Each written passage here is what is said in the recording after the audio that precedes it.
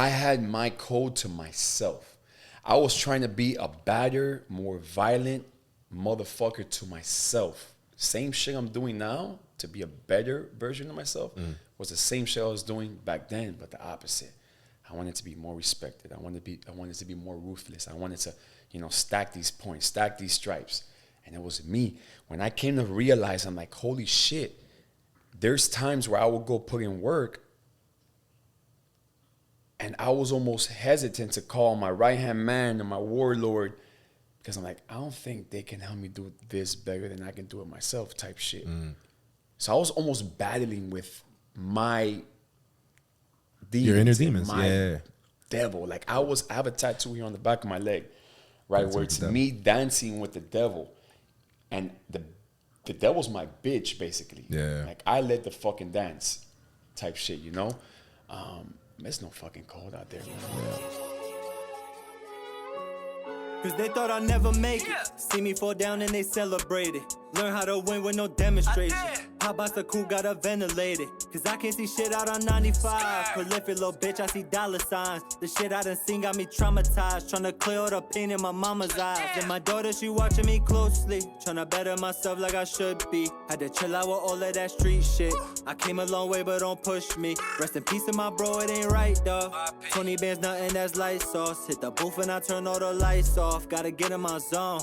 Gotta turn on my phone, cause all them smiles is fake and I see it. Bad guy, if I got out, I'll be it. Baptized, but I'm living with demons. Trap vibes, so I'm cashing out Neiman's. No face, swear these bitches is heathens, but I don't need them though. Keep my moves quiet, you don't moves quiet, you don't need them, no. My new tool silent. Cause they thought I'd never make it. See me fall down and they celebrate. Welcome, ladies and gentlemen. Welcome to Prolific Podcast, where we dive deep into mental health and minority men through the art of storytelling, community building, and of course, a little bit of touch of humor. I'm one of your hosts, Berto, and I got my right-hand man with me. It's your boy Will here. Will, checking in. Alrighty. This is episode number 45, ladies and gentlemen, and our guest joining us today, you might have seen him, VH1's hit reality show, Cartel Crew. This man is a former street crime boss who turned his federal prison pain into a passion. Now, this man has experienced the good, the bad, the ugly of the street life, and he's here to share a story. Not only that, he's here to show how he's impacting people and showing them how to change their mindset. So if you don't know who we're talking about, let's give a warm, prolific welcome to the one and only. He goes by Eddie Soto Official on IG, Mr. Eddie Soto. Who would have thought? Who would have thought? Appreciate you coming through, G. Yeah, I fuck with y'all, man. I did my homework on you guys. Like I mentioned, y'all seem like some cool cats. I said, fuck it, let me come on here and drop some jams with y'all, man. What you come up with the research? What was you looking for? It's more so character, man. Like I'm a very good observer. You know what I'm saying? Mm-hmm. Like before I meet somebody, I can just exchange some energy with just through even text. I mean, remember I was reading people from a fucking collect phone call for 15 minutes. I had to take that shit like, okay, there's something wrong with this. So I'm just, it's more so that versus anything else. So were you looking, like when you go for podcasts and stuff like that, are you looking for anything in particular? Like, are these guys funny? Are these guys like genuine, or guys or girls? Do you look for anything in particular? It's not that I look for something, I just look for what I don't want more so. And if I see you on some, like if our morals, if our like principles, or like if I can see y'all some weak motherfucking out of shape dudes, I might not fuck with y'all. You know what I'm saying? That's more so that. And it's not even like I have anything against people like that, but it shows a lot about your character. You know, if you don't give a fuck about yourself, what makes you think you're gonna put me, bring me on the podcast and give a fuck about your guest? Yeah. Probably in it for your own ulterior motive, So it's more so like me reading just the person in itself, and if it clicks, it clicks, and we're here. We're here, so it clicked. Well, we appreciate you coming through, brother, and taking the time, on this busy day, besides business and everything, family. Sit down with us, just like I said, man, share your story, go into maybe a different side of what people haven't seen, on the TV, because I'm sure that was a big challenge as well. But let's get into it. For one, our platform here, like I mentioned before, I told you a little bit off topic. We focus on men. We talked about it before. We just don't talk, right? Men, masculinity nowadays, like you said, it's below ground level at this point in this day and age. So one thing we always do here is just kind of check in with each other, before we even start. So, you know, how you feeling right now? Where you at mentally, emotionally, physically? How you feel today? Scale 1 to 10. How you feeling right now? I'm always like a 9 because I always feel like there's room for error. There's always room for improvement. So I'm never gonna, you know, speak like if I'm perfect or nothing. But nah, I've built myself to be unbreakable. That's fire. And you know what I like? I like about his answer right there, because remember Adrian a couple weeks ago we had another guest that was also a personal trainer, but he went through a different experience. He survived pretty much a near-death experience, and he's like, I'm always at a 10. So you said I'm always at a 9 because you know there's room for improvement. He said I'm always at a 10, but there's no wrong answer because your perspective is I know there's always room for improvement. I know there's no such thing as being perfect. You know what I mean? So both answers are right, and that's respectable. Right. Yeah. I mean, like, there's always going to be room for error, which will make room for improvement. Because if you're not fucking up, you're not learning. That's a fact. You know, so there's never an area in my life where I'm like, okay, I'm good enough, which I'm pretty fucking good. And I say this in a confident way. Like, I've done pretty fucking well for myself. Yeah. I am probably the most reformed crime boss / federal convict / cheater that you will ever fucking meet. You know what I'm saying? Not saying that there ain't other motherfuckers out there doing what I've done, but they still got their skeletons in their closet. They still deal with vices. Or they're back in. Right. Or they changed. Right. They changed their mentality. Exactly. You know, I went in one time. That's all I needed. I learned what I had to learn, came out, equipped myself with this shit to take off out here, man. So you're part of a small percentage, because we had a clinical psychologist for Miami-Dade and Broward. So she works in a lot of the prisons, and she said the recidivism rate here in Florida alone is at like 89 or something percent. Well, it was 76 when she said it, but it's probably higher. I don't know if you know what it's at this moment, but that's a small percentage for you to be, you know, one of the ones that didn't go back. Mm-hmm. And again, it's not about just going back, because you got people out here, and I'm gonna say this like brutally honest, right? I could have came out here and got back to the same shit because I was so good at what I did, and probably still not had gotten caught. Because I didn't get caught for what I did. I got caught for the people that were around me were doing. Mm-hmm. You know, I was a 16-man indictment. I was under the radar. Not close. But I was on a 16-man indictment for 3 years. They didn't know nothing about me until like day fucking 30, away from them kicking in the doors, you know? So again, it's not even about the small percentage of people that don't go back, but it's a small percentage of people who get out and completely like do a 360.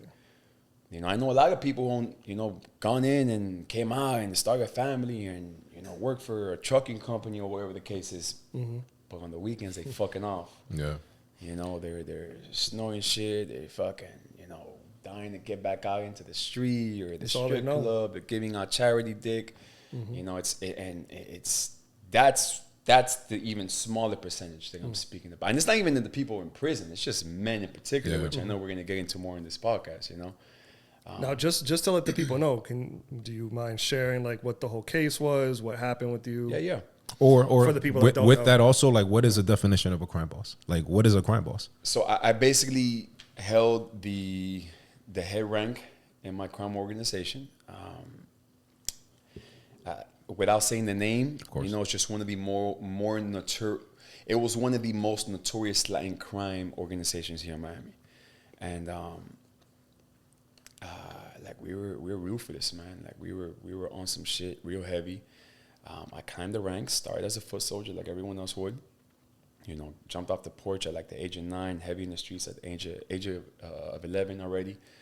And I took the shit over, man, and I'm grateful for the feds coming into my life, because that's big. Very soon after I went in, it wasn't going to take much more for me to either catch a life sentence or be the life sentence that someone else caught behind me. You know, it was pretty fucking serious. So the question that you were asking, so we went in for importing, exporting controlled substances from here to China to other countries to other states, guns, and they tried to link, you know, other violent crimes, which never hit. But before we went in, there was Yeah, no, you're good. Yeah. Before we went in, They're listening to you. We got them. Yeah. Before we went in, it was it was getting really bad, and we dismantled everything. And because of that, we didn't get the RICO. 16-man indictment. Some people they folded. They ain't snitched. They ain't give them anything, but they, got a little weak behind the time that they're being offered. But they ain't have enough on us to put people in positions. Yeah. You know what I'm saying? And they can't charge me with double jeopardy, so I'm out here telling my motherfucking story now.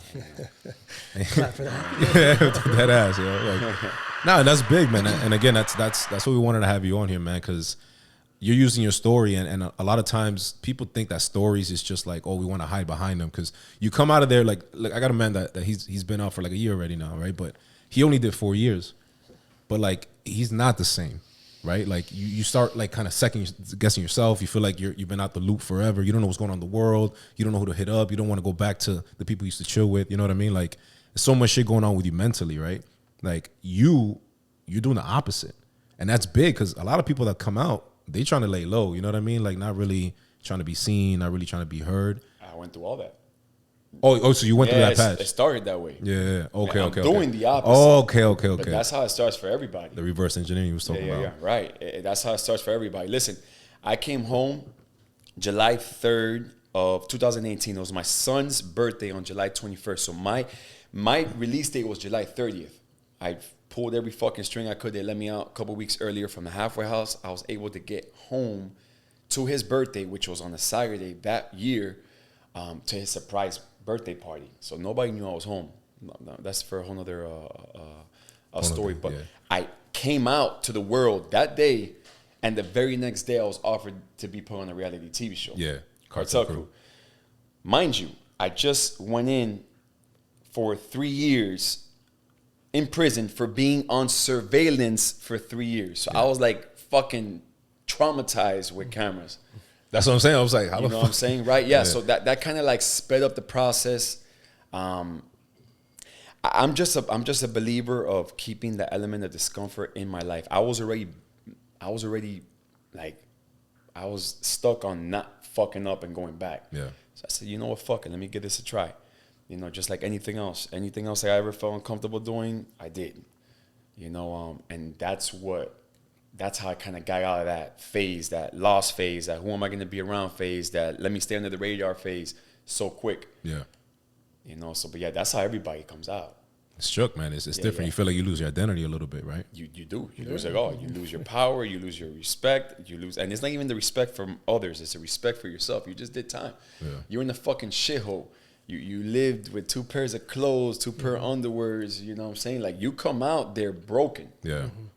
And it's not even like rejuvenated, like if you went through an accident or some shit. Yeah, I mean, when you get in there too, you're essentially stripped of your identity. You're just a number. You're an inmate number. Mm-hmm. You're a fucking piece of.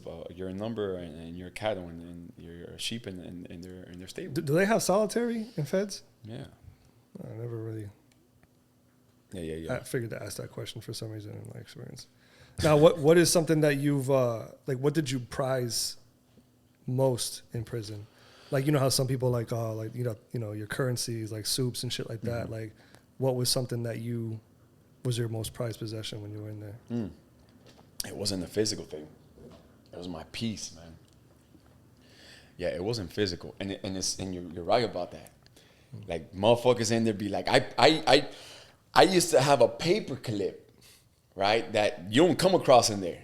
And I had that shit like stuffed in the back of my locker. I'm like, I don't know what I'm gonna need this shit for, but I'm gonna need it. Got it on deck. At some point, I'm gonna need something. Right. You do end up taking like the smallest shit and making it like the biggest thing, but more so my peace, man. It was the peace that I didn't have out here. I was like living on impulse, on a reactive state daily. I'm gonna either not get home tonight because I'm gonna get killed, or I'm gonna wake up to the feds knocking on my door. There was no time to even quiet your mind. So when I got in there, I was even having like low key panic attacks because of how high adrenaline my life was out here, and now I just started to slow down. It's like withdrawals from your real life. Think about it. You're in prison. That's not even a calm place to be. But the way that I was living out here, it was calmer in there. Mm-hmm. My mom felt safer with me being inside a prison than out here. That's how wild I was out here. Because she felt, she Usually probably it's, felt some type of protection in there. Right. So it was more so my peace, man. Yeah. What about, do you think you like the structure? Do you think you needed the, like what they say structure is like go to bed, wake up, go work out, like shit like that? I've always been a militant person. You know, whenever like I you felt have to be like a head of something. You need to right, have some type yeah. Like I was never a big drug user. I used to smoke my weed, but even then, like when I knew the heat was around the corner, feds were in town, I would stop smoking. I gotta be on my P's and Q's. You know, I would like distance myself from certain people. Right, talk to him before he talks to me. Like I was that militant. The structure wasn't a big thing for me to get like accustomed to in there. Yeah. Now, when it comes to like, you know, just going back to when you did go in and before that, you know, running around, how many years was it that you were out like good before you got the charges? Like you fighting my case on the street? Yeah, no. I'm just saying, like, how long you been in the game before you? From the age of like 9 to 25, 16 years. Okay, so yeah, I was running for a while. So like, we know like a lot of people that don't know, right? Because again, we like to talk to kind of educate a little bit too to the listeners and the viewers. So like, a lot of people that don't know about the street life, right? What would you say besides code, right? Because you know everybody lives and dies by code. I feel like there's two things that the streets come with that also come with until it doesn't, right? And I think one of them is respect. And another one is loyalty, right? Because the loyalty, obviously, you run with your crew, they got to be loyal. You running with me, it is what it is, right? Respect, people find out who you are. People try to test you. They're going to find out, like they said, fuck around and find out, right? Type shit. What do you think that happened with all of that once you were inside? Do you still believe in that code? Did you still believe in those loyalties that come with the streets? Or you were like, fuck all that, I need to reinvent myself because all that is bullshit? You know what I'm saying? Because at that point, you're like, if I'm in here and I'm going by the code, I'm in here now. So that code, that's bullshit, right? And I see you praising about that a lot. Like, yo, like you talk to you guys, hey, if you're still in the streets, I pray for you, I love you, get out, ain't nothing in there. So what do you think happened to you mentally when you got in after running in the streets for 16 years that you were like, fuck, what code? I'm in here. You know what I'm saying? I was just with the money, with the chicks, with the this, with the that, but now I'm here. Where's the code? Where's the loyalty? Where's the respect? That's a good question, and I'm glad you brought that up because that's all we do here, by the way. Come to find out, there is no fucking code. All right, and I say this to everyone on the street. I'm not the type who told to buy one, turn his cheek. I'm the type who's going to tell you want the game, you can have it. Fuck the game. There is no code. There is no loyalty. There is no respect. No. All right, there's leverage. There's contingencies. Right? If the motherfuckers around you don't feel protected, they feel like they can't get one up on you, they feel like whatever it is, you know, your status won't help them out, that's non-existent. That shit don't exist. That shit don't exist. And it's crazy because even in the legitimate world, that is almost the same shit. It's politics. To a certain extent. It's better out here, obviously, you know what I'm saying? But nah, man, ain't no fucking code in the street. I had my code to myself. I was trying to be a badder, more violent motherfucker to myself. Same shit I'm doing now to be a better version of myself was the same shit I was doing back then, but the opposite. I wanted to be more respected. I wanted to be more ruthless. I wanted to, you know, stack these points, stack these stripes. And it was me. When I came to realize, I'm like, holy shit. There's times where I would go put in work and I was almost hesitant to call my right-hand man and my warlord because I'm like, I don't think they can help me do this better than I can do it myself type shit. So I was almost battling with my demons. Your inner demons, my devil. Like I have a tattoo here on the back of my leg, right, where it's me dancing with the devil. And the devil's my bitch, basically. Yeah. Like, I led the fucking dance type shit, you know? There's no fucking code out there, man. Yeah. No. I feel like even less in prison because all you have is yourself at that point. So it's not like... And again, there has to be some leverage. Even in prison, there's politics in there. You know, you have to run with a certain car. You got to be able to put in certain work. But if you're useless to me, you're gonna get, you know, sent out this prison in a fucking. How do you choose to see which route you take? Let's say somebody gets roped up It's the first time, right? First time doing a bid. They're not in there with their boys. They're not home. They're not comfortable. They're not with their crew, right? And you walk into this fucking yard full of other niggas that with it, right? Like, how do you decide? Like, yeah, because you just said right now, like, it's cliques right there. You got to be with the Hispanic, the Chicos, this, that, the blacks. What happens if you feel like, I don't want to be part of none of that? I'm just trying to do my time now. Do you think, like, there's really an option? Or there's, like, nah, like, you got to run with somebody if you don't want to get, like, be somebody's bitch or get fucked up every single day while you're here? And that all goes back to the character that the men don't have nowadays. When I got here to the FDC, I made my own car. Right? I didn't roll with anybody. I created my own car. When I got to my first prison, and I see like the cars that the people had and how weak that shit was and how unstructured that shit was, I didn't roll with nobody, man. I got offers, you know, hey, look, you know, I know who you are, you know, here's your welcome bag, and there's I wouldn't even take it. I'm like, nah, I already know what this is about. You already peep game. Yeah, don't come to myself with this shit. You know, and it just, like, again, even in prison, I was already putting that out there. Like, I'm not with this bullshit. Yeah. But I stood 10 toes down. Shit, like, I kept I was still a convict. I was still in convict time. Yeah. I just depending on myself. I know my abilities. I mean, you've been doing it for so long. Capable Yeah, of. yeah. You know what I'm saying? But not in there. You're gonna have to either be able to stand on your own, right? Which most motherfuckers don't. Yeah, I can't. Or you're gonna have to choose. Yeah. That makes sense. Yeah. You was listening? Oh.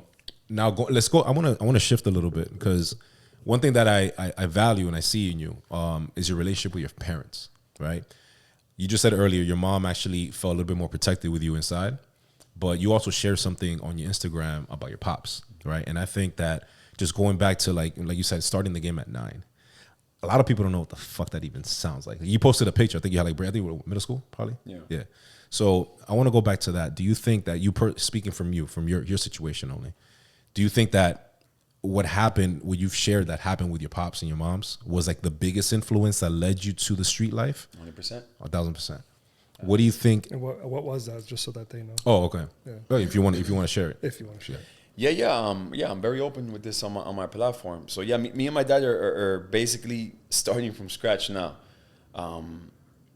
I didn't have to forgive him because I never put the blame on him. I actually credited him for me being the father and the man I am today because of that. Again, using your past and your pain as your power.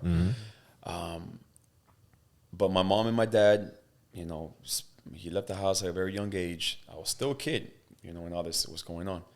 And when he left, I didn't have that influence.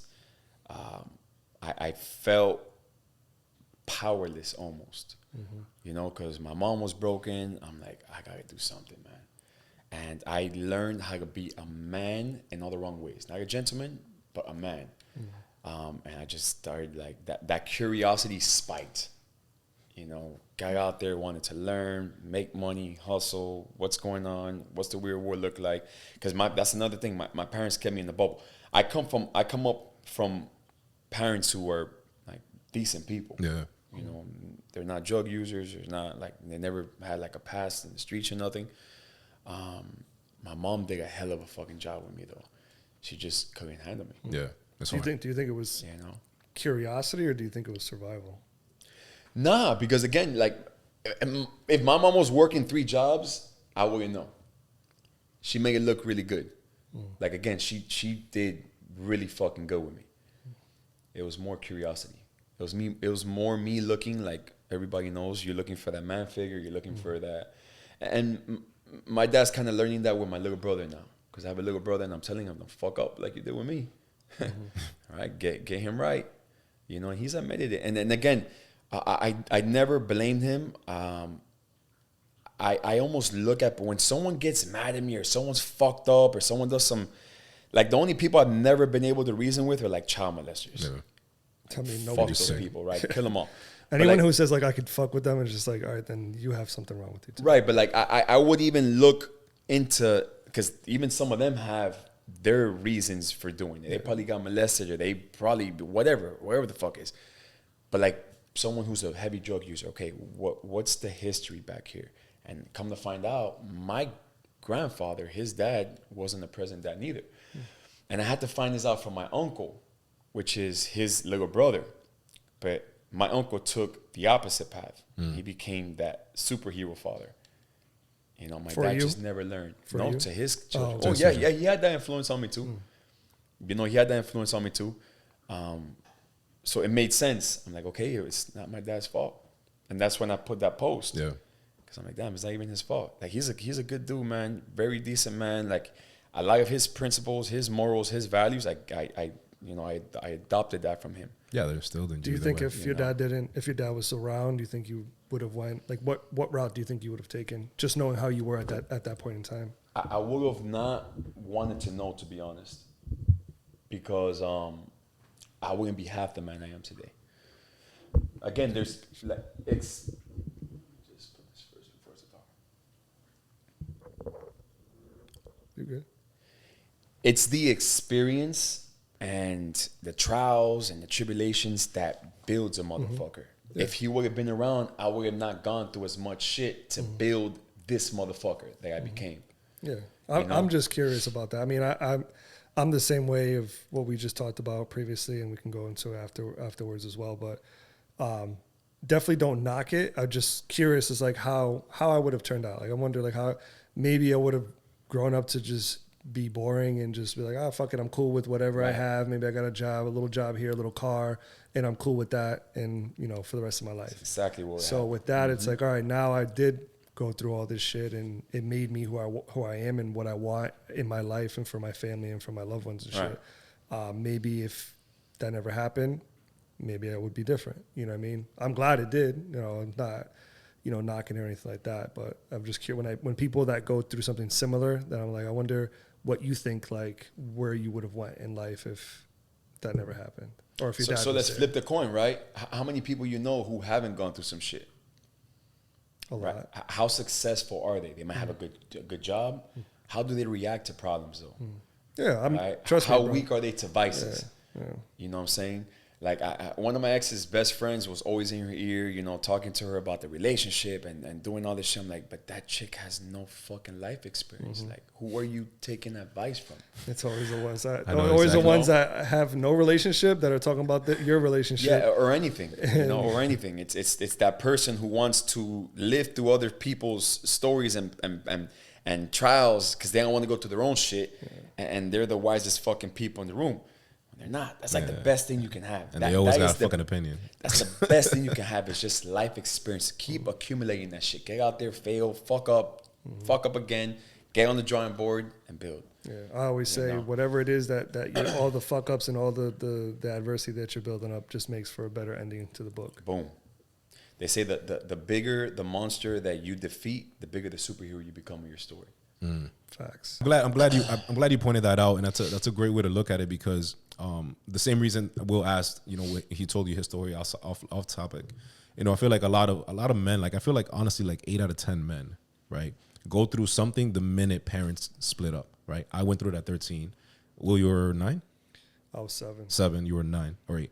9. 8, 9. Yeah, I was around there. So I ended up at 9. Yeah. Elementary to middle school is usually like, and then we get to high school, we're already doing shit that we're not supposed to, right? So the reason why I bring that up is because I feel like, again, what's the message behind this? What's the message behind your experience, his experience, our experience? Even if I don't have any sons yet, you have two sons, right? I'm sure you're doing everything completely different because you come from your experience, right? I feel like the message also has to be, besides us men taking care of our mental and checking in with each other, checking in also involves, how are you with your son? You know, have you seen your son? You know, the whole just pay child support and go see him every other weekend. That's not being, you know, present. That's not being a father. I feel like taking your experiences, we have to send out the message out there to everybody else listening. Like, listen, this is shit that you can not necessarily avoid. You know, like your story, my story, his story. You can't necessarily avoid it completely, but maybe this can help you avoid it. You know what I mean? Maybe you can still become the man that you are, the man that you are, the man that I am, but not go through the bullshit and all the, you know what I mean? And it starts at home. You know what I mean? Because like he said, were you just curious? I think we all are, especially as men, like as boys. The minute we don't see that father figure in the crib, we're like, all right, we outside. What are we looking for? We don't know and we don't care. But we got boys, we got friends, we got somebody older that might be cooler, that we're trying to mimic, you know, they're trying to emulate. And then from there there's really no coming back, honestly. Like, I feel like in my case, like my parents split when I was 13, and once my dad left, I'm like, I mean, trust me, I love my mom, but it's like, you can't tell me what to do. Dad said I'm the man of the house. I didn't know what the fuck that meant. You know, and we talked about it a lot, just, you know, kind of feeling him a little bit more. But I feel like once I felt that freedom of like, yo, I'm just going to go figure some shit out. It's not always just trying to make some money and hustle. Like, no, it's just like, let me go do shit that I know I'm not supposed to do. Let me go, you know, just figure life out. But we're talking 8, 9, 10 years old. We still got a whole life ahead of us. You know what I mean? So I just wanted to get that message across to the people listening and watching, because I feel like that's part of us men having these conversations, sitting down like grown men, taking people's stories and really coming together and just being like, yo, like we've all experienced our own things, but we all gonna come across the same message now as adults. Mm-hmm. You're how old right now? Now 33. 33. Okay, so 33. I'm 36. You're 33 too, right? 34. 34. 34. So we're all 90s kids, bro. Mm-hmm. And you know, 90s kids was a different story. We had no internet. We had no phones. Mm-hmm. If you weren't good at the house, you were outside, up to nothing, right? So I just wanted to say that, you know what I mean? Because again, it's part of the conversations, and this is what we have this platform here. You know, we want to talk about. But it's part of evolution too. Wow. That's how men came up. Yeah. Like at that age where we all started to get curious is when back then the kids, the boys used to be sent out into the woods, go learn how to hunt. Mm-hmm. Come back with something. Yeah. Go learn how to survive. Yeah. So it's all part of evolution, just in the modern world now. Yeah. Right. Yeah. Like men seek tribes, right, until they can build their character, build their skill set, build their survival instinct, and then they end up taking off and starting their own family. Yeah. It's the same shit. Yeah. It's the same exact shit. We do the same thing in the modern world where we go out, we get around the tribe who's going to cause the most trouble. The more trouble they cause, the faster we learn. The more, you know, wisdom and skill sets that we can take on, you know, and do shit on our own, build our family, build our businesses. That's when people some people just don't learn earlier than others. Yeah. You know, but that's just the evolution of a man. Now, you know? Speaking of that, are you looking, or you wanting to do anything with your kids? Like, you have 2 sons, to teach them the adversity to become, so that they're not the spoiled kids, or, you know, it's like you just said, if you've never been through anything, you know, you don't have any life experiences. Is there anything in particular that you're trying to teach them, so that it's like, all right, so that they have a different kind of perspective on life? You have kids? No. Kids, man, that's a tough fucking topic. You know, there isn't necessarily anything that I can say that's gonna help someone teach them. Is better showing them. My kids son candela. I know what I needed growing up. I'm giving that to my kids. Like, my kids are fucking hot. I was at the Keys with them this weekend, and there was like a bunch of white folks running around and shit, and all the kids were all behaved and shit. And I'm looking at my kids, and I'm like, y'all some motherfucking animals. And I'm pretty strict on them, you know what I'm saying? But like, I'm tough as shit. Like, they're busting each other's nose. They're running to the beach, fucking nose bleeding, I mean, leaking 2 boys, everywhere. man. Like, I'm over here like, it's comical, but at the same time, it's me knowing like, okay, I'm gonna let boys be boys, but at the same time, I'm gonna catch them before they get too far into that. Mm-hmm. Yeah, again, the best thing that I can say, as far as like what I can teach them, is become that. And I tell like all my clients this: anything that you want to teach somebody, anything that you expect from somebody, become that 10 times, right? Don't do it for 3 months. Don't do it for a year and say, hey, I'm doing it. When are you going to say, no, keep fucking doing it. And if you don't do it with no hidden agendas, you're doing it for yourself, it's going to express in your character. Mm-hmm. And you project that out, right? And it's going to come back. So I just show up. I just show up as the undeniable, unbreakable man that I want my kids to become. You know, and like, I just got a text message from my son just the other day. Like, my son he's in that phase, 12 years old, growing up real fast too, right? Prime time. I got a random message from him, and he's like, Dad, I just want to let you know, like, I'm proud of the change you made. I'm like, what the fuck is this? You're 12 years old. Who told you what? So who you been talking to? But it's just showing, you know, it's more so me showing than telling. Yeah, so you told how were they born when you got locked up? Yeah. One was 1 when I went in, the other one was 4. So I got a 9-year-old and a 12-year-old. Yeah. So how was it? Yeah. They I would assume know by now. My oldest knows a little more. Okay. My youngest, he's very sharp. He's very witty. Pretty sure he knows too, but we haven't had that conversation. Yeah, it's okay. I don't lie to them, you know. Yeah. It took me a while for them to tell me, essentially. Yeah. That was like a thing. We live in a more open world now, you know? Yeah. People are a little more open about their stories. Have you told your story? Yeah. Oh, okay. Yeah, when we first started, I told my story. But like I said, I was 7, you know, so I was a lot more easily manipulated to be like, oh, no, it's this, or, you know, he's on vacation. And I'm like, oh, okay. Like, I'm just like a kid, you know what I mean? But then obviously quickly it's like, all right, well, what the fuck is going on? This vacation's been, you know, for a long ass time. Right. But yeah, I'm always curious because I know it took them some time to tell me the truth. It was just like incrementally the truth. It was like vacation, like essentially he is on vacation, but not the kind of vacation you think, you know? Mm-hmm. So, yeah. Yeah, staycation. Yeah. It's cool. We got 3 solid dudes here, man. Let's give some gems to the audience. You know, let's give them some gems from what we you know, what we spoke about and what we've been through. Yeah. You know, let's speak about the men in our generation. You taking over? You hosting? He's like, welcome to Prolific Podcast. I'm one of your hosts, Eddie Soto. Let me bust out 10 more burpees and I'll give it to him. I'll start screaming in front of this motherfucker. But I think it's a very important thing to talk about. Because I'm pretty sure just us 3, I don't know you guys to the most, but I'm pretty sure between us 3, we've been through enough shit to where your audience can not have the excuses that they're making an excuse for now and saying, all right, you know, he went to prison, or his parents went to prison, or he's whatever it is. So that's really what, you know, this podcast, I guess, it's about, right? Yeah, of course. So I would start off by saying, like, in the generation we live in now, man, it's demasculinating. That's even a word? Mm-hmm. Is it? Sounds good. It is right now. I don't know. Yeah, it is. Made on the Prolific Podcast, man. Put that shit in the dictionary. Niggas like the swizzle, fucking coming out with words and shit. I think it's I think it's a lot of how easily accessible shit is, whether it be women, whether it be drugs, whether it be money, that people don't want to work for the quality of none of those, right? Yeah. And that's something that I've learned a lot with a lot of the male clients I've been working with lately. When they start to tell me, like, you know, and then again, I work with my clients, everything's confidential, just speaking in general. But when someone, for example, hypothetically tells me, Eddie, you know, I'm not getting the respect from a woman that I should be getting, right? I'm not getting paid the amount of money that I feel like I should be earning. It all goes back to that, just the key word, feel. Like, it's what you feel. Mm-hmm. Are you standing behind that, or is it just a feeling thing? Get out your fucking feelings, right? If you feel that you're not getting respect from in your relationship, if you feel you're not getting valued at your workplace, why don't you stop fucking feeling and start acting on it, right? So I think men get lost in that.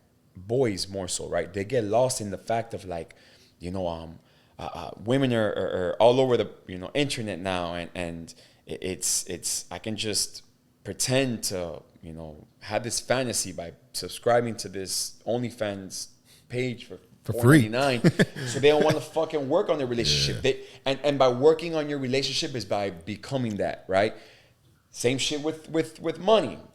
Men. That's why women are fucking taking off when it comes to business now, because women know more than this is a fucking sad reality. Or even, I don't even want to like admit this or even hope this is true, but women are coming to their senses and saying, damn, it's a lot easier to make more money with the accessibility and resources that I have now versus the men that used to have to go knocking door to door and, you know, be the provider, and now they don't have to, you know. So do you think it's easier for a woman in today's age to make that kind of money opposed to a man?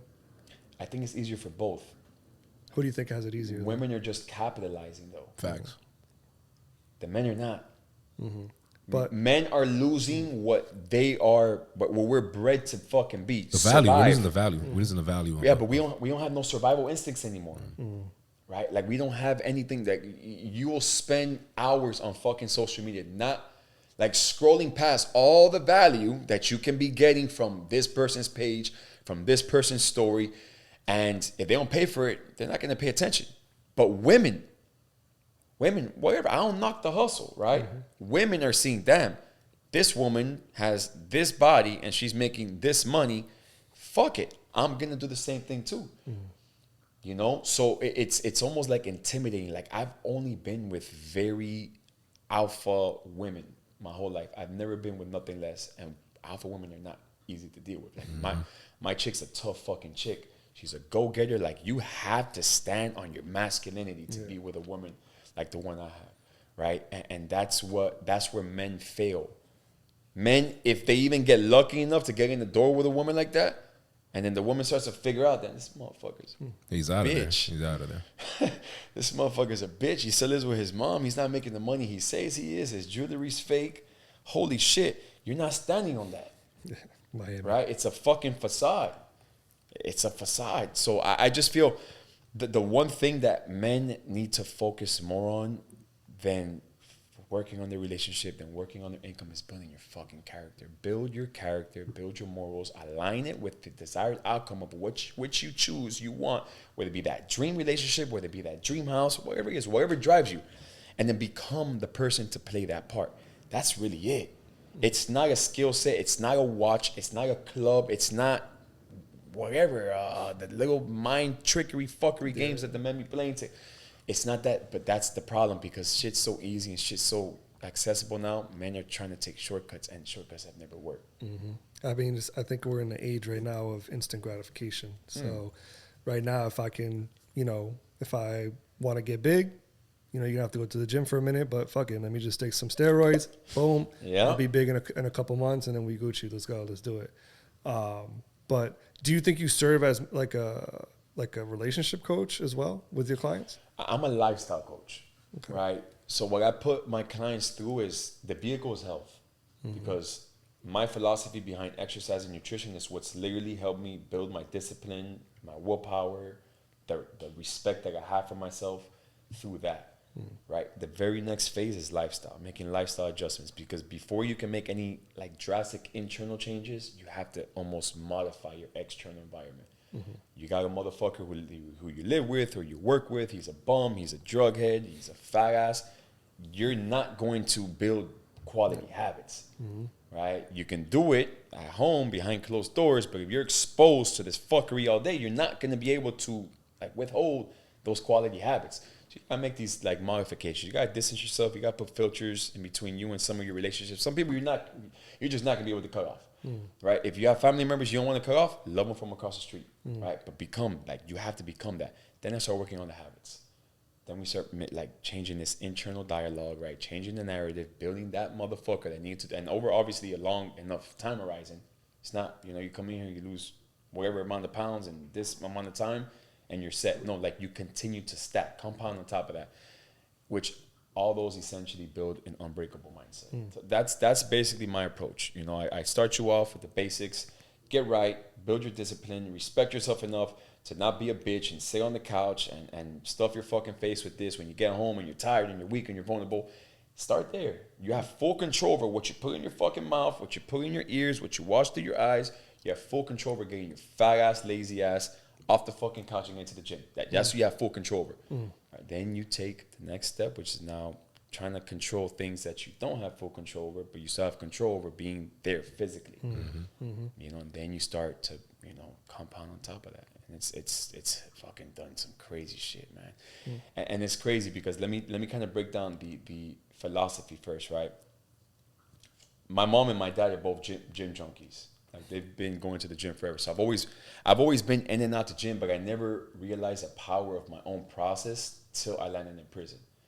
And it was a time when we were on lockdown in Atlanta. It's called the Castle. I was in transit, fucking hellhole, probably the worst place I've ever been.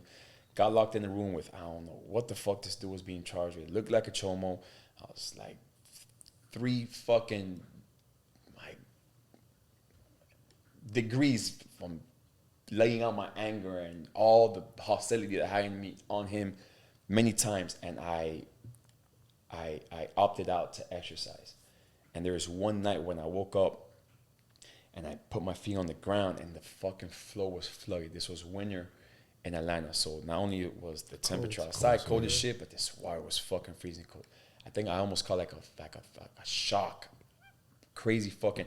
I laid in bed and I started shaking, and I was so fucking mad where I was like on the verge of flipping the whole room. And the dude was like, it was a bunk bed, so the guy was on top of me. I turned around and started doing push-ups. Like, it was just like a natural instinct. And I did so many push-ups, I took myself out of there for like a few minutes. Right? I had like this euphoric feeling. It was like this out-of-body experience. And I almost forgot where I was at. And I had put myself through so much physical pain that the cold water, my environment, none of that existed for a minute because I was in so much pain. Like my arms were locked, my chest was cramped. And I was like, holy shit, I want to continue to chase that high. So that's where like the exercise, you know, that's kind of what I do every day. I chase that high through exercise. It's not even like, if you look at pictures from me, and I mean, I just post like a transformation, but like that's a minor transformation that I do, like, you know, bulking and I cut whatever. But as far as like lean muscle, I haven't really changed much in like the last 5 years. I work out because it takes me to different, it breaks like different mental thresholds that I have. So that's a philosophy that I push on my clients. Like, use that time for yourself. Don't use it to escape. Use it to actually get inside of your own self, figure yourself out, take whatever you learn outside of the gym. Nutrition, it was crazy, right? When we used to walk down the child line, every day they will give you a pastry was like a part of the options, right? And that's such a crazy fucking sweet tooth. And there was like a few months where some of the guys were realizing like, hey, like, E, you haven't like gotten that pastry, man. Like, bring that shit to me. Why haven't you?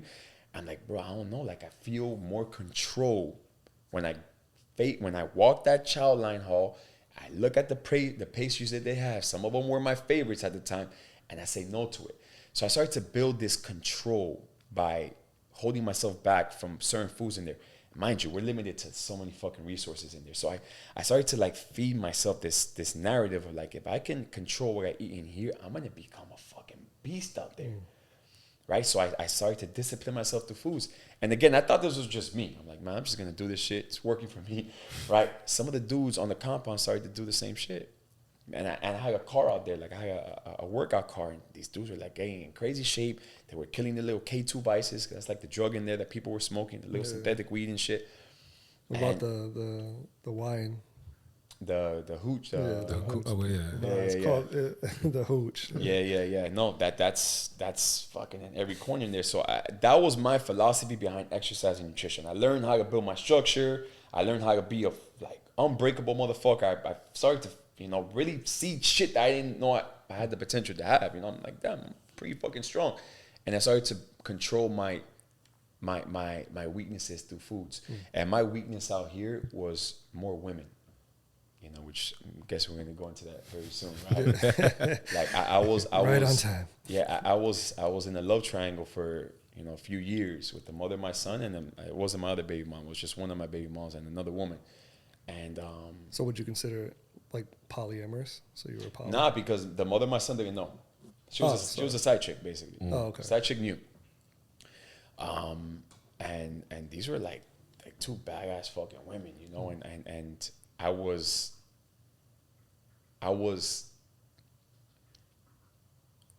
like, man, it's a crazy. I'm not gonna sit here and say like I missed the shit, you know. I'm not reminiscing on it, but it was good times. it was a powerful feeling. Yeah, of course. You know, and that was my biggest addiction was power. Yeah, you know. So coming out here and me already set on like, I'm never gonna be in a fucking. Especially coming out on that fucking show and the whole world knows that shit was like, right. I'm never gonna come out here and have any relationship of any substance. Like, fucking, you know, bag me a badass chick, you know, and that was just all part of my process, man. I just realized it all came back to just becoming that man. Like, it wasn't me wearing a certain outfit. Like, I personally even have fucking style, man. I just wear Nike shit all day. That's all I got. It was just the character. The character that continued to be constructed through my process, and that just, you know, attracted the right people. I mean, yeah, it goes back to manifesting. You know what I mean? At the end of the day, like, going back to your point, you talk to your man, you talk to people that you train and you're a coach for. Start with yourself. I guarantee you the shit that you're complaining about, If you fix it within yourself, you're going to attract what you're looking for, or you're going to attract whatever you're missing in that relationship or with that friend or with that person or with that partner, right? You did that and you found that while you were in. So when you came out, you weren't worried about anything else. Everything was just attracted to the man that you built within yourself. So when you felt that, because we're big on energy, like we're very big on energy. So we said that earlier about like, oh, I was peeping you guys, blah, blah, blah. For everybody listening in, like we just met Eddie today. Like we're not cool, like we're not boys. Like he said, I came on here because of what I saw with you guys and the energy. We're big on that. So we know that feeling. And that shit goes across the board, whether it's business, work, co-workers, family. You got to protect I'm very big believer on protecting your energy. Like situations happen and I'm like, all right, you're no longer fit where I'm going. And it could be family members. You know what I mean? And I'm big on that. He's big on that. I think because you have to protect your energy and where you're trying to go and where you're trying to reach. We don't got time for distractions, man. And a lot of times it's your own people. A lot of times. You know what I'm saying? Most of the time. Random question. Was your, like, the whole situation with your pops leaving, was it for another woman? Yeah. Do you think... 100%. I already know your answer. I already know your question. That had to do with why I cheated. Like your vice of women? Okay. Because it's funny because in my past, I've changed a lot, but in my past, I've had that, you know what I mean? And I know it came from that, because it's just what I grew up seeing. And then it's like, I don't even know if it's like hereditary. Nah. Almost. It's just like, it's just what you see, man. It's what I saw. And it was just like, all right, shit. And it's just like the power feeling of like, you have dominance over multiple, and then eventually, if you're lucky, you get to, grow yourself out of that and kind of see what's really worth it in the sense of like relationships. It's not lucky, brother. It's work. And we put the work in. Yeah. Well, yeah, I guess you're right. Luck meets opportunity when you work for it, man. Well, you know what? At the end of the day, so when that was before you went in or after you went in? Not before. Before. Okay, so it's different now. Because now you got people that are just like, oh yeah, I'm just poly. You know what I'm saying? Like, I'm polyamorous. Like, I can have a wife, I can have a husband, but I can have this dude that fulfills this for me. And I can have this. Like, it's crazy. It was looked at so crazy before, right? And going back to just parents, because we talked about this a lot. We can't blame our we'll say fathers because it's all relevant to us. Yeah.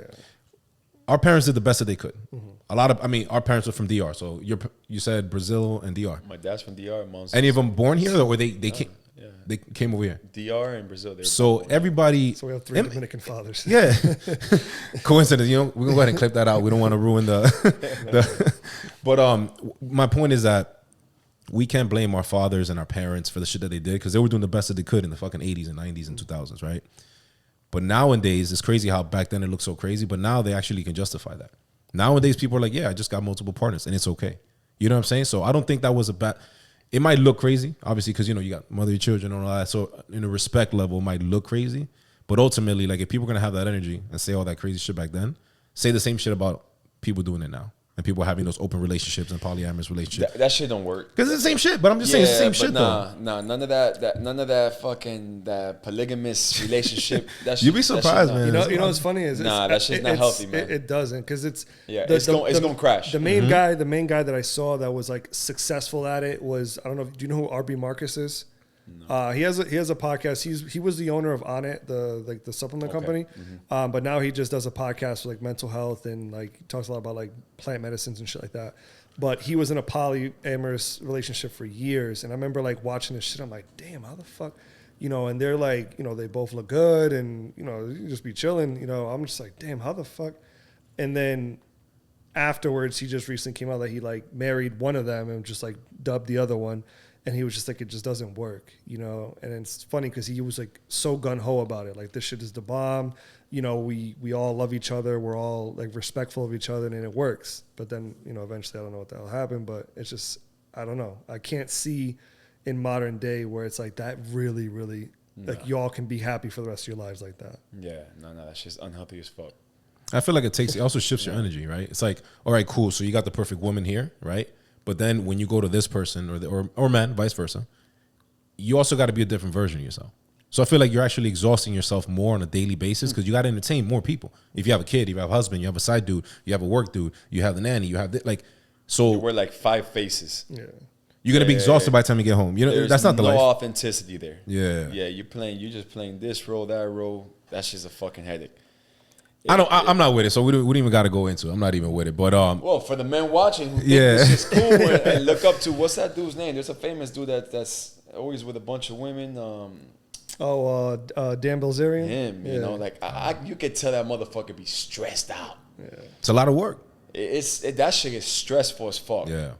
You know, when I was doing it, like I was in 2 full-blown relationships. Yeah. Separate relationships. At the same time. Right. It wasn't me coming home and saying, look, you guys just, you know, do what y'all do here. I'm going to hit the streets. No, it was like handling this relationship, handling this relationship, handling a whole den of fucking wolves, you know, trying to stay alive, trying to stay out the fucking feds, because I knew the feds were coming one day. And that was like my only like fear.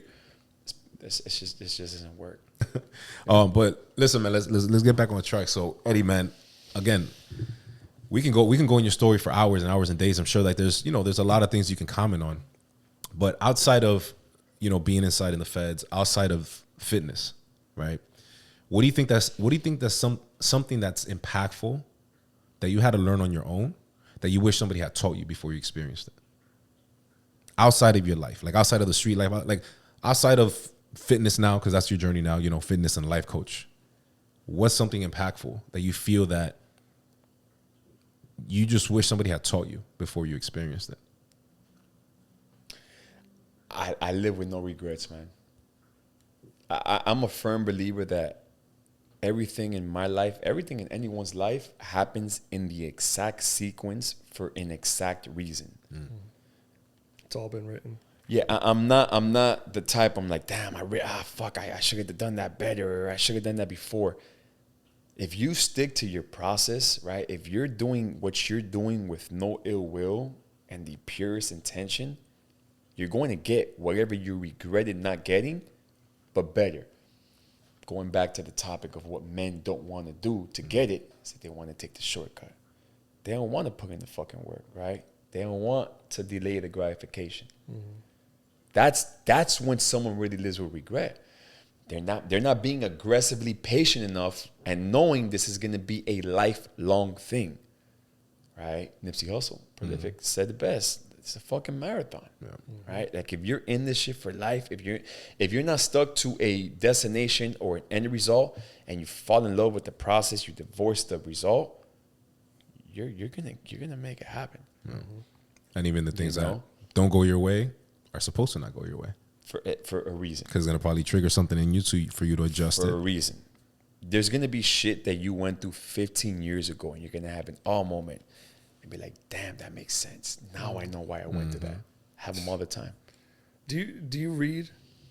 I don't read as much as I used to. I do more audiobooks now. Have you ever heard of the book The Alchemist? I haven't read that one though.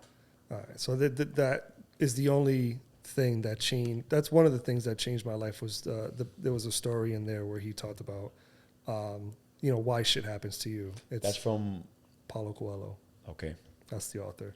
But he talks about, it's a quick story, like just, he's a shepherd or whatever. It's about a shepherd trying to find his life purpose, his life goal, all this shit. But his most prized sheep dies, and he's like cursing his life, like, why me? Why me? Why the fuck did this happen? Why is my life so shitty?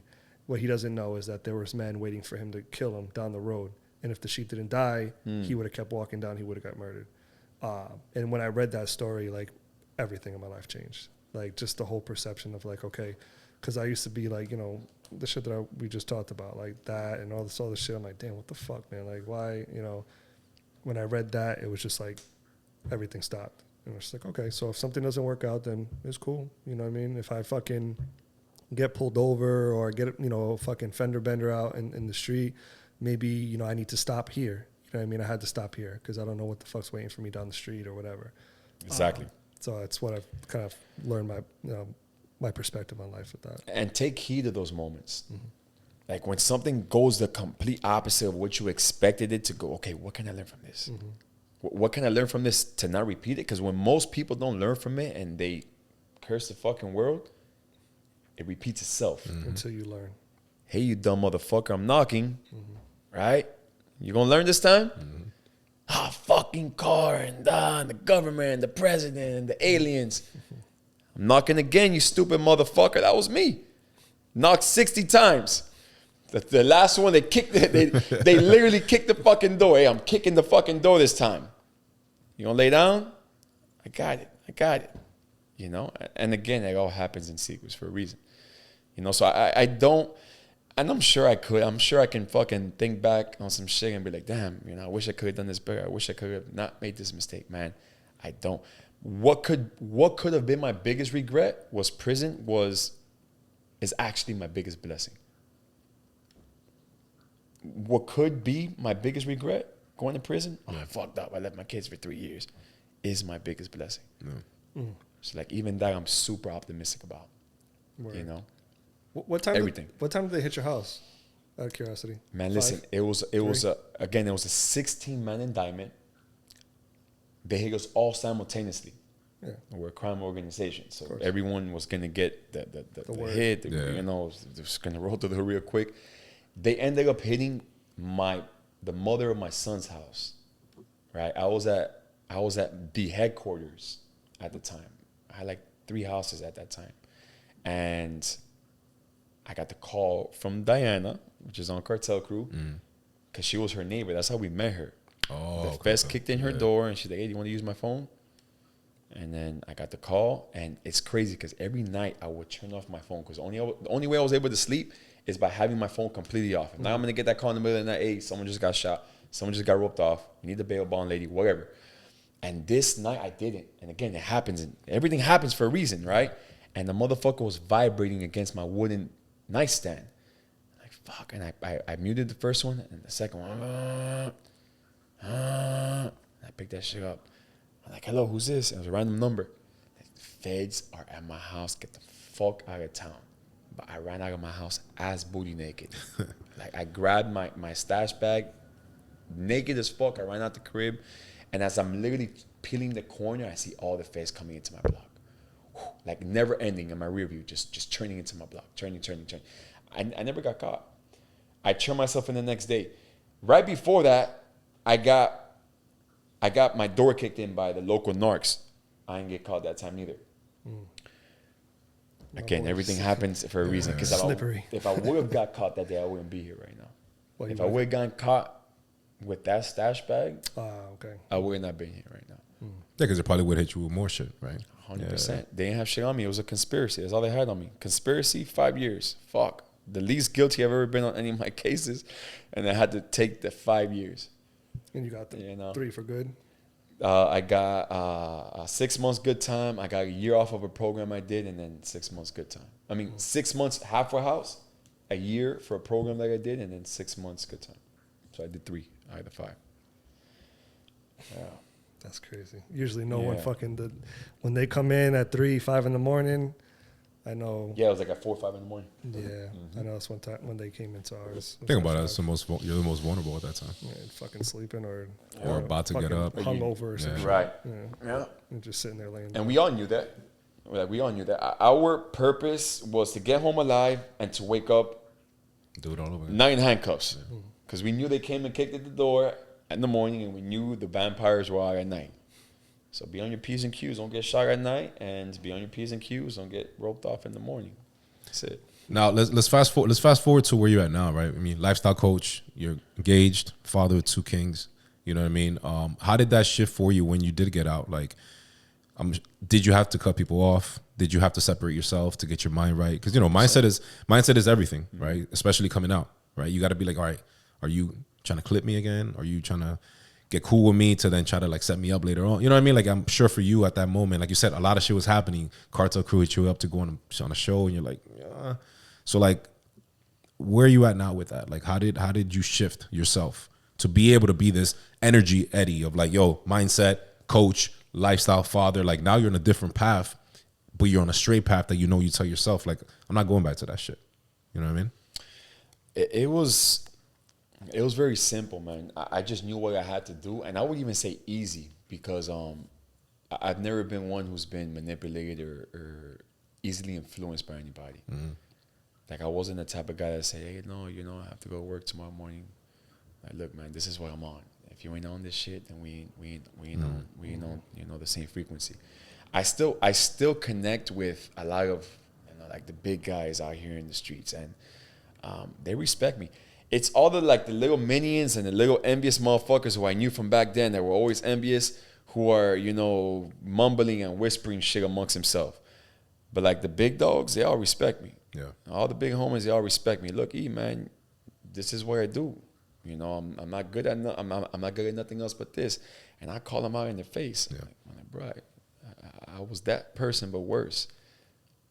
And I'll tell them straight to the face. Look, I was that person that you claim that you can't change, but worse. I did it better. Why not? Keep inspiring us, E. Keep inspiring us. So I've been very outspoken, man, with my change, man. And it takes a motherfucker like me to have gone through what I've gone through, and people know, to really change, make real change in people. It's not that like rapper dude or that person that went to prison and changed in prison and became this gangster in prison. It's the motherfucker who came in there already a savage, became out a bigger fucking savage, and then just directed all that energy in a positive light, way. You know? Bro, it's simple, bro. Like just be man enough to stand in your power, become that, right? Be authentic. You're gonna have to separate yourself from people to know who the fuck you really are, because there's so many people whose beliefs revolve around other people, whether it be a religious thing, whether it be a street thing, whether it be the way you look at women. So many people who look at certain topics because of the people they're around. Yeah. You've got to be able to separate yourself long enough to be like, damn, I don't even like that type of shit. Mm-hmm. You know, I don't even believe in this religion. You've got to do it. You know, and men haven't grown out of that tribe feeling enough to be able to say, I'm ready to go out on my own. Yeah. I'm ready to go out into the wilderness, and I got what it takes to survive, right? I got this and this and this in my arsenal. I'm going to fucking survive. You know, I feel like nobody wants to be seen as a failure. So it's like, let me stick with the tribe because it's safe. You know, because if I go out on my own and I fuck up or I fail, I'm going to face ridicule. You know what I mean? So I might as well just, if you don't have the balls to do it, it's like I'd rather stick with the tribe here because I'm more safe. You know what I mean? No one's going to call me out like, oh, you went out and tried to do this shit and look at you're a cornball. You didn't even make, nothing happen. You didn't do nothing with yourself. So I feel like that has a huge part to play with that. 100%. And the validation, man. At the end of the day, like you said earlier, like, guys want to just do shit. And like a lot of men like validation, though. A lot of men like be like, yeah, I roll with this person or this person. Yeah, I'm cool. Like they just like that. Status, it's not exactly like validation of status. And again, it's corny. Like real men it's a story right here. Like, yo, you got out now. I'm changing this for me and my family. Like I know I can go and do that and be great at it again. Mm-hmm. But for me, it took this 3 years. But it's good to have that. It's good to be around people who are high value men. Mm-hmm. At the end of the day, of course. But when it comes to you wanting to be around somebody because you feel safe, whether it be financially, whether it be physically, or I want to get bullied, or I want to be poor because I know this dude's feeding me with a long spoon, that's when you just bitch up. Yeah. That's when you just bitch up. It's crazy to say, like, I don't feel any safer than when I'm with myself. Like, I can walk into any fucking place, right? My woman is sexy as shit. She could be wearing wherever the fuck she wants, and there's 6 men looking at me. I see the black in their eyes. They're lost souls. They're drugged up. They're in the streets. And I have enough faith in myself, and I know my capabilities to know if this motherfucker touches my I can look. This motherfucker touches my woman and just respects me, I'm laying all of you motherfuckers down, like all 6 of you motherfuckers down. That's just you knowing what the fuck you're capable of. Yeah. That only happens in your process. You don't feel like that when you have a gun on you. Yeah. Right? I don't fuck with guns. Right? You only feel like that when you know who the fuck you really are. I only feel safer when I'm with myself. If I'm with 6 other dudes, now it's 12 of them. Okay, these people think they might have a one-up on us because it's double of them. I feel safer me facing 6 dudes by myself than 12 dudes with 6 other dudes. And I used to roll with savages, don't get me wrong. But that's just me becoming it's funny. that person, That made me think of a story. It's funny. It's like one of the only times that anything has happened as far as, actually it was the only time I ever got jumped. And it was at the Dominican Festival in Providence. And we were rolling with like 25 guys. And I was like, oh, we're chilling. Like, nothing's going to happen today. Like there's way too many of us. Just so happened, like little by little, like, oh, I'm going to go see Shorty. I'm going to go do this. I'm going to go do that. I'm hollering at this bitch, whatever. Cool. At the end of the night, a friend of a friend got into some beef with some dudes at some random club. They brought that beef outside. All of a sudden, everyone disappears. Now, they had like 10 guys, and then it ended up with just me and 2 other guys. I didn't have nothing to do with the beef. I wasn't even around them. I was with the dude that started the problem. And at the end of the day, we ended up getting jumped by all of them. And it was like, I had nothing to do with it. And then it started off the night like, yo, we're untouchable tonight. We're squatted up. And since that day, I don't like to, like you said, I don't like to roll with too many people. Maybe subconsciously that fucks with my head or something like that. But I love my solitude. Yeah. I fucking love and even when myself. you do, right? You're rolling around with Berto right now. Just y'all two. Y'all hanging out. You just gotta know what the fuck you're capable of. And just know Berto's a plus. Right? That's it. Like if you know what you're capable of, I got my dude with me. I know he can knock down, a couple dudes. And again, we're not talking about fighting people. Yeah, shit, just right? just how how you guys are out. Let's just say both of y'all got kids. You need to defend your family. If you know what you're capable of, and you know Berto's not no weak motherfucker, but I know what I can do to protect mine. Men don't feel like that nowadays, right? Men don't have that. Men don't fight. Men want to have guns. Yeah, it's too much. Men are buying fake status, whether it be, with a watch, whether it be with a car, whether it be with a blue check. You know how many of these motherfuckers got 200 followers and they're buying a blue check, but they can't afford mentorship. They can't afford, going to a seminar. They can't afford fucking child support. You weak motherfucker. Like that's what people are doing. It's who do you see when you look in the mirror and you're naked as fuck? You're stripped of everything, right? The person in the mirror, now not just physically, but mentally. Like who do you look through when you're looking through your own eyes, through your own soul? Am I capable? Right? Am I that motherfucker? Are my kids like fully, like, are they confident enough that if someone breaks into this house right now, I'm good? And if you don't, you got work to do. But that's where you go and you put the front out on the streets. Because they can't have the conversation with them in their house. In their own house, you can't have the conversation with yourself. So that's why they go out and they try to be that. But they're not that at home. No, it's usually the people that are the loudest that want to put that out there before so it shows people to not try them because they don't want to get tried because they know that they can't take care of it. Yeah. So it's like, if I know I can't hold myself down or hold my woman down or hold my boys down or whatever the fuck it is, I'm probably going to be the loudest guy in the room and like, yeah, what the fuck? Like, because then you may scare those people off that are not about that. So then you're like, all right, cool, I'm chilling. But to the day that comes that someone's like, nah, and then they try you, now you're dealing with something else.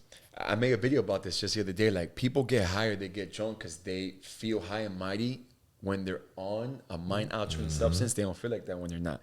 People want to go around the guys because they feel big and bad. They don't feel like that when they're not. That's just people. That's just men. That's just man. I mean, we can go all fucking day speaking about all the shit that men do that they just don't want to put in the work to do. Like if you're a man and you do not get your hands dirty, you cannot get physically active. You're not able-bodied. That's where you start. That's where you start. It starts through the physical. Your physical starts to transform. It starts to take effect on your mental. It starts to build up your emotional. You start to find more value to be able to make more money. The entryway is to the physical. That's just where it starts. Start your own process. Start through your own fucking process. If you're not able to do fucking 5 push-ups, 10 push-ups, 20 push-ups, that's just an indication that you're not going to defend your fucking children. Unless if you got, your gun. But I mean, even that, like if you have a gun and you're 50 pounds overweight, how fast are you going to be, right, to catch danger creeping around the corner? You stupid, slow, dumb, lethargic motherfucker. Like, fix yourself first. Let the gun be supplemental, right? Let it be something that you can use, right, after the fact. And that's just what we need to put out there more, man. Like, being a man is very simple, man. And I didn't mean to cut you off, but you said some dope shit. I think it was one of your videos. I don't know if it was on YouTube or on your IG, but you were like, going back to just being alone. You're like, if I see people that, want to come up to me, want to try some shit, I kind of feel sorry for them. Like, what are you going through that? You trying to start some shit with me when I'm vibing by myself with me or my lady or whatever it is. Like, that's powerful. Because besides the fact that you got, your confidence in yourself, but why are you even getting to that? Man to man, you don't know me, I don't know you. I ain't starting shit with you. What's wrong with you, bro? He's hurt. And again, exactly. We don't have these conversations, right? Guys don't have these conversations of like, they might be going through some shit. Dog, it's okay to be vulnerable. It's okay to be hurt. Like, we're not machines. We go through our own shit too. The only difference is that as men, the men that are masculine and the men that do want better and the men that do want to grow, is that we're waking up every fucking day and we're just going at it. And we're figuring the shit out. Instead of just being like, let me just take advantage of this. But when I go home, I'm going to be a little puppy. You know what I'm saying? So that I found that shit very powerful because I'm like, damn, you're right. Like, yo, my man, what are you going through? That you think you came over here to look at me thinking that I was looking at you. So now you want to create a situation that never even exists. Are you good? Because I'm good. You know what I mean? And that question can go good or bad. Because from New York, when you say, yo, you good? That's like that shit can go. I'm good, man. Yeah, like what you mean? I'm good. I'm good. You good? Like it's so again, it's your perspective on your life. And if everybody starts thinking that way, we'll have a lot more powerful masculine men out here doing the shit that really matters. Building businesses, getting together, having conversations like this, like really raising families the right way. You know what I mean? So I just wanted to comment on that because I forgot where I saw the video, but I know you posted it somewhere. I think we're on YouTube channel. And if you get approached by a man who has a void, you have a void, it's gonna clash. You're both gonna be fucked. But if one of the parties, right, doesn't have that void, is secure in the area, you're gonna confront it. Yeah. And it could be with a complete stranger. It could be with someone you know. Yeah. Right. It could be with someone like I don't know where my woman's at right now. I'm not worried about the 17 men who are in her DM right now. The 3 guys who are checking her out, blowing her kisses at the gas station. I'm not worried about that. Yeah. Right. I'm not worried about my ex's new man or like the woman. Like I'm not worried about none of that because I know who the fuck I am. Those people, if there is any if they're projecting any envy or any hate on you, it's because that's just something they need to work on. Yeah, within themselves. And it's always it's usually like in a nightlife scene too, like the whole like, oh, I dropped a drink on you or you bumped into me, and it's just like, come on, bro. Yeah, that's old shit, bro. Like just leave me alone. Yeah, and that's where the whole modifying your lifestyle has to take place, man. It has to take place before anything can change. Before you can start to shift your anything internally, you need to start making these lifestyle adjustments, man, internally.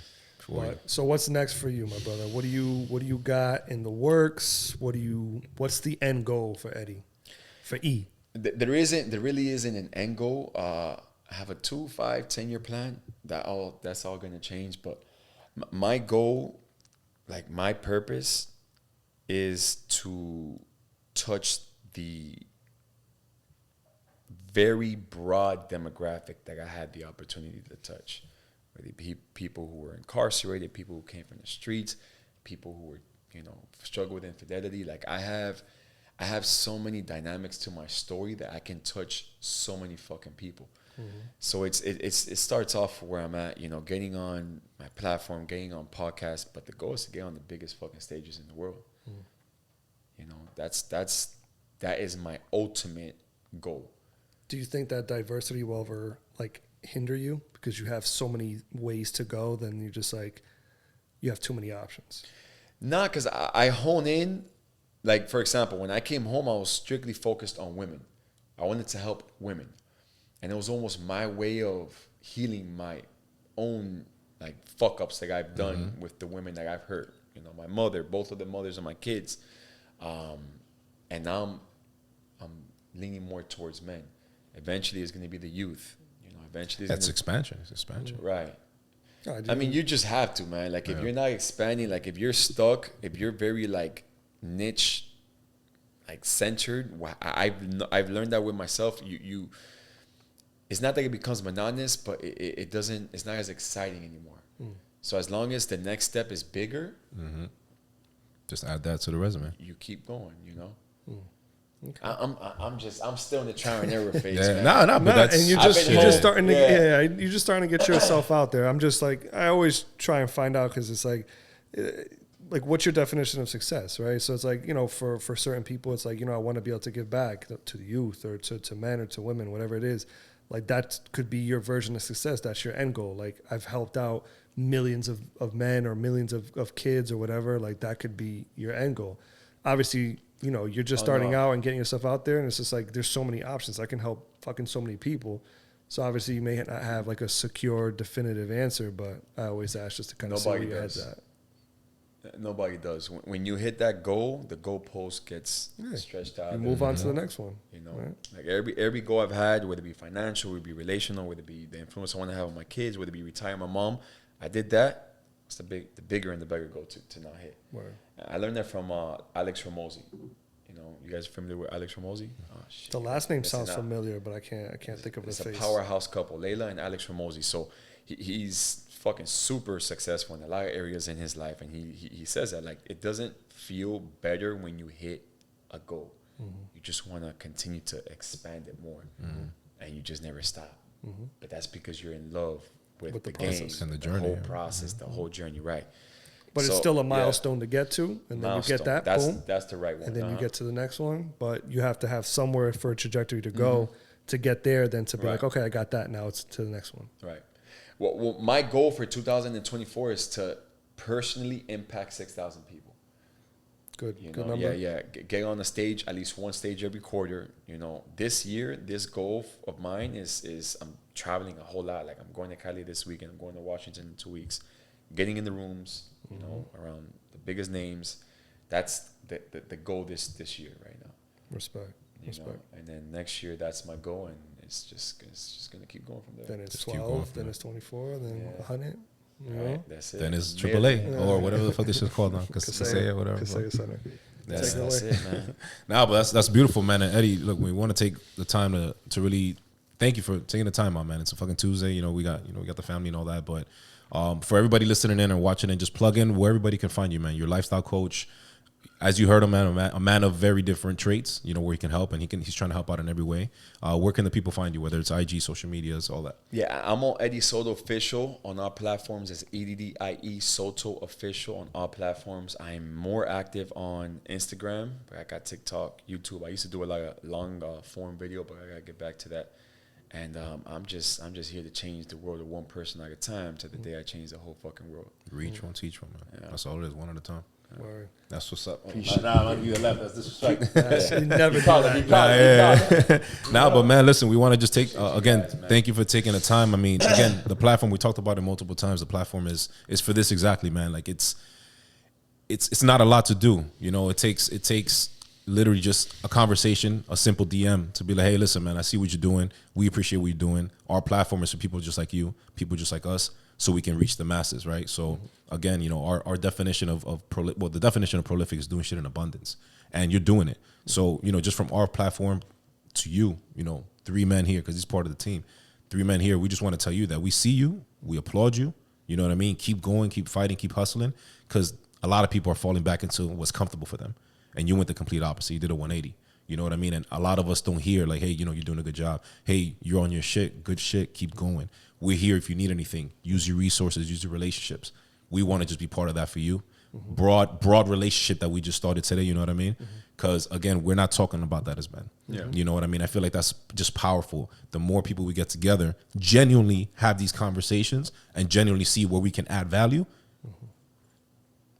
Yeah. You know what I mean? Right. Like, and with that said too, if there's anything that you're working on or that any projects you're doing as well, feel free, you know, we're of service to you, you know, for anything that you're working on, anything that you need help with, or, you know, fucking whatever it is that you're doing, bro. Anything. You're doing a fucking boot camp shit. I salute you guys, man, because the way that I see you guys pushing this message is the more organic but slower way, like we were talking about earlier. You don't do the clickbait shit. No, you don't do it's a little harder in the world we live in now, but you're sticking to your morals, you know. And I salute that, because a lot of motherfuckers ain't doing that. Yeah. But those are the same people that fall out in a year or two. Yeah, you know what I mean. While we're just steady. Or they're just puppets. Yeah, you know? They're just puppets to this fucked up world we live in. Yeah, you know? man. Stay true to what you guys are doing, man. You got something good here. We appreciate that, man. We're shit. We appreciate that. What are we at today? 45. 45? Yeah. Okay, so. Pedro Martinez. All right. Shout out. Hey. You know what I'm saying? So we'll leave it at that, bro. Episode 45 with the one and only Eddie Soto. Appreciate you coming through again, my brother. Appreciate you guys for having me. That's it, man. Of course, man. Be safe, folks. All right. See you. Peace. Cause they thought I'd never make it. See me fall down and they celebrated. Learn how to win with no demonstration. How about the cool got a ventilated?